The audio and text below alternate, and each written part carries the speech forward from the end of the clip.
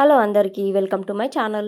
చూస్తున్నారు కదా, blouse shape బెల్ట్లు అనేటివి చాలా ఈజీగా మనము క్లాత్ అనేది బయట కనిపించకుండానే మనము కుట్టేయచ్చు అనమాట. చూడండి, షేప్ బెల్ట్ రెడీ అయిపోయాక ఫ్రంట్ పార్ట్ కూడా మనము టక్స్ ఇవి డాట్స్ ఇచ్చేసుకుంటాం కదా.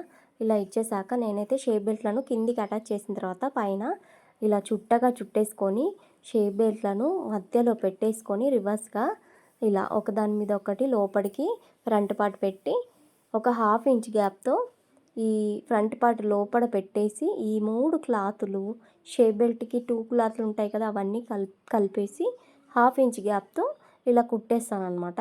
ఇప్పుడు షేప్ బెల్ట్ సరిగ్గా ఉంటుందన్నమాట. క్లాత్ అనేది బయటకు కుట్లు కనిపించకుండా ఇలా మనం ఫ్రంట్ పార్ట్ ఇలా మధ్యలో నుంచి తీసేసాక ఈ షేప్ బెల్ట్ పైన ఒక స్టిచ్ అనేది వేసుకోవాలి. నీట్గా ఇలా స్టిచ్ వేసుకుంటే మనకు ఫినిషింగ్ అనేది చాలా నీట్గా ఉంటుందన్నమాట.